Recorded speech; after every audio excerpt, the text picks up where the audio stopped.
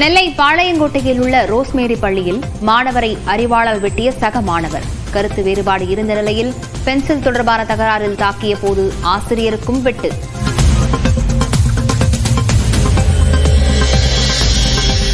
பாளையங்கோட்டை பள்ளியில் மாணவன் வெட்டப்பட்ட பள்ளியில் வட்டாட்சியர் விசாரணை.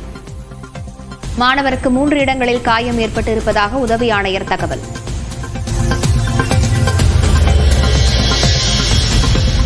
மாநில உரிமைகளை பாதுகாக்க ஓய்வு பெற்ற நீதிபதி குரியன் ஜோசப் தலைமையில் குழு. அசோக் வர்தன் ஷெட்டி, நாகநாதன் ஆகியோர் குழுவில் இடம்பெற்றனர்.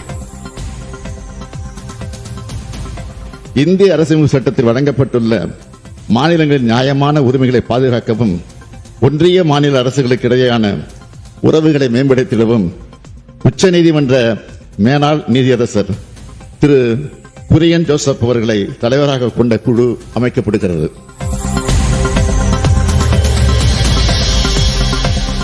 மத்திய மாநில அரசுகளின் உறவில் தாக்கத்தை ஏற்படுத்தும் அரசியலமைப்பின் விதிகளை ஆராய்ந்து குழு மறுமதிப்பீடு செய்யும்.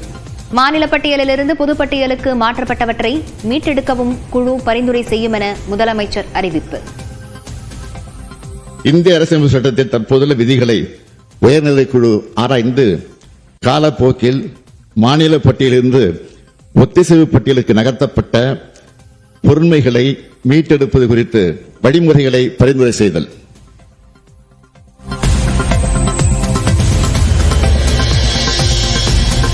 அமைச்சர் KN நேரு, செந்தில் பாலாஜி பொன்முடிக்கு எதிராக நம்பிக்கையில்லா தீர்மானம் கொண்டுவர முறையிட்டதாக RB உதயகுமார் பேட்டி. சபாநாயகர் அனுமதி மறுத்துவிட்டதாக குற்றச்சாட்டு.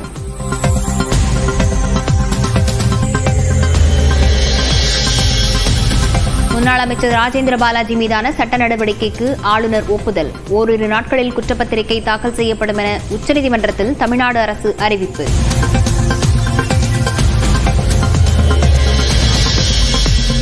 நில முறைகேடு வழக்கில் பிரியங்கா காந்தியின் கணவர் ராபர்ட் வத்ராவிடம் அமலாக்கத்துறை விசாரணை. அரசியல் பழிவாங்கும் நடவடிக்கை என ராபர்ட் வத்ரா குற்றச்சாட்டு.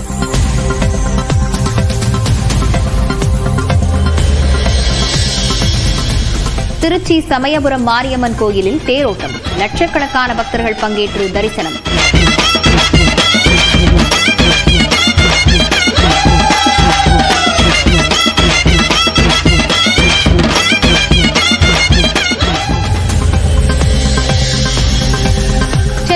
பைக் ஓட்டி விபத்தை ஏற்படுத்திய வழக்கில் 16 வயது சிறுவன் கைது. விபத்தில் முதியவர் காயமடைந்த நிலையில் பைக்கின் உரிமையாளரான சிறுவனின் தாயாரும் கைது செய்யப்பட்டு ஜாமீனில் விடுவிப்பு.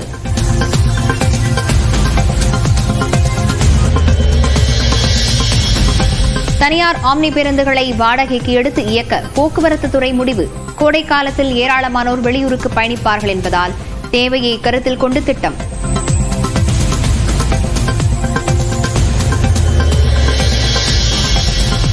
மே 2ஆம் தேதி கூடுகிறது அதிமுக செயற்குழு. சென்னையில் உள்ள கட்சி அலுவலகத்தில் நடைபெறும் என அறிவிப்பு.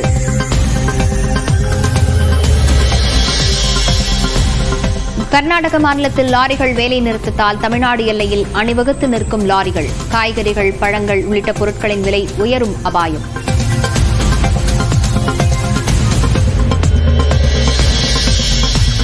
தமிழ்நாட்டில் 10ஆம் வகுப்பு பொதுத் தேர்வு இன்றுடன் நிறைவு. ஏற்கனவே அறிவித்தவாறு மே 19ஆம் தேதி தேர்வு முடிவுகள் வெளியாகும். பகுஜன் சமாஜ் கட்சியின் மாநில ஒருங்கிணைப்பாளர் பொறுப்பிலிருந்து ஆம்ஸ்ட்ராங் மனைவி பொற்கொடி நீக்கம். ஆம்ஸ்ட்ராங் கொலை வழக்கை CBIக்கு மாற்றுவதில் கவனம் செலுத்துவார் என்று அறிவிப்பு.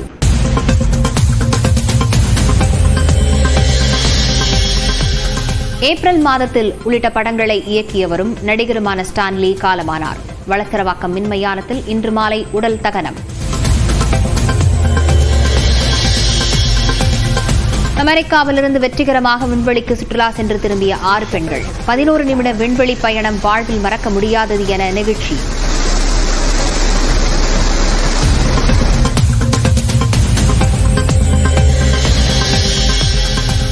IPL கிரிக்கெட்டில் சண்டிகரில் இன்று நடைபெறும் லீக் ஆட்டத்தில் பஞ்சாப், கொல்கத்தா அணிகள் பல பரீட்சை. அடுத்தடுத்த தோல்விகளுக்கு முற்றுப்புள்ளி வைக்குமா பஞ்சாப் என ரசிகர்கள் எதிர்பார்ப்பு. மாநிலங்களின் உரிமைகளை பாதுகாக்கவும் மத்திய மாநில அரசுகளின் உறவுகளை மேம்படுத்தவும் ஓய்வு பெற்ற நீதிபதி குரியன் ஜோசப் தலைமையில் குழு அமைக்கப்படும் என்று முதலமைச்சர் மு.க.ஸ்டாலின் அறிவித்துள்ளார். சட்டப்பேரவையில் கேள்வி பதில் நேரத்திற்கு பிறகு முதலமைச்சர் மு.க.ஸ்டாலின் விதி எண் 110 கீழ் புதிய அறிவிப்பு ஒன்றை வெளியிட்டார். அப்போது பேசிய அவர், மாநிலங்களின் உரிமைகள் ஒவ்வொன்றாக பறிக்கப்பட்டு மாநில மக்களின் அடிப்படை உரிமைகளையே மத்திய அரசிடம் போராடி பெற வேண்டிய இக்கட்டான நிலையில் இருப்பதாக வேதனை தெரிவித்தார். மாநிலங்கள் அனைத்து அதிகாரங்களையும் கொண்டவையாக விளங்கினால்தான் மாநிலங்கள் வளர்ச்சியடையும் என்றும் இந்தியாவும் வலிமை பெறும் என்றும் கூறினார். இதனை உணர்ந்து மாநிலத்தில் சுயாட்சி, மத்தியில் கூட்டாட்சி என்கிற பரந்துபட்ட கொள்கை முழக்கத்தினை தமிழ்நாடு தொடர்ந்து முழங்கி வருவதாகவும் தெரிவித்தார்.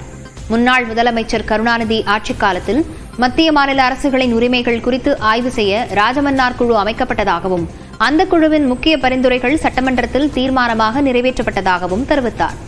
அதன்பின் மத்திய மாநில அரசுகளிடையே உறவுகளை மேம்படுத்திட சர்க்காரிய ஆணையத்தை மத்திய அரசு அமைத்ததாகவும் அந்த ஆணையம் அறிக்கை தாக்கல் செய்த பிறகும் எந்தவித மாற்றமுமின்றி ஏமாற்றமே தொடர்வதாகவும் குறிப்பிட்டார்.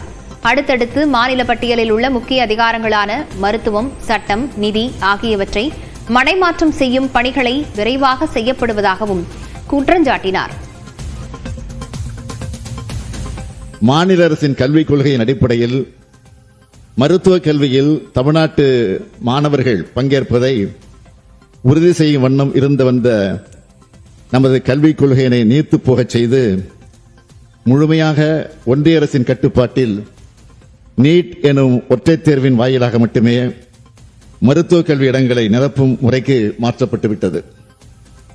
இந்த நீட் தேர்வு ஒரு சாராருக்கு மட்டுமே பயனுள்ளதாகவும் இந்த நீட் தேர்வால் ஏற்பட்டுள்ள இன்னல்களை களையும் விதமாக இந்த சட்டமன்ற பேரவையால் நிறைவேற்றி அனுப்பி வைக்கப்பட்ட சட்டத்துக்கு ஒப்புதல் மறுக்கப்பட்டுள்ளது. இந்தி மொழியை ஒன்றிய அரசு மறைமுகமாக தமிழ்நாட்டு மாணவர்கள் மீது திணிக்க முற்படுகிறது. தேசிய கல்விக் கொள்கையை ஏற்காததால் தமிழ்நாடு அரசுக்கு விடுவிக்க வேண்டிய சுமார் 1500 கோடி ரூபாய் மத்திய அரசு விடுவிக்காமல் மாணவர்களின் நலனை வஞ்சித்து வருவதாகவும் முதலமைச்சர் சாடினார். எனவே மொழி, இன, பண்பாடு ஆகியவற்றின் தனித்தன்மைகளை உறுதி செய்யும் வண்ணம் கல்வியை மீண்டும் மாநில பட்டியலில் சேர்க்க வேண்டியது அவசியம் என்று முதலமைச்சர் வலியுறுத்தினார்.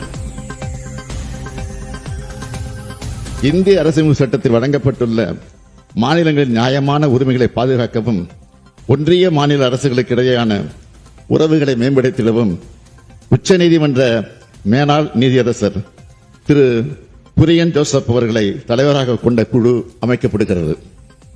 இதன்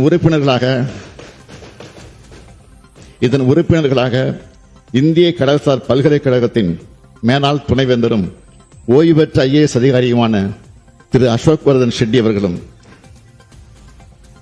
தமிழ்நாடு மாநில திட்டக்குழுவின் மேனாள் துணைத் தலைவர் பேராசிரியர் மு. நாகநாதன் அவர்களும் இருப்பார்கள்.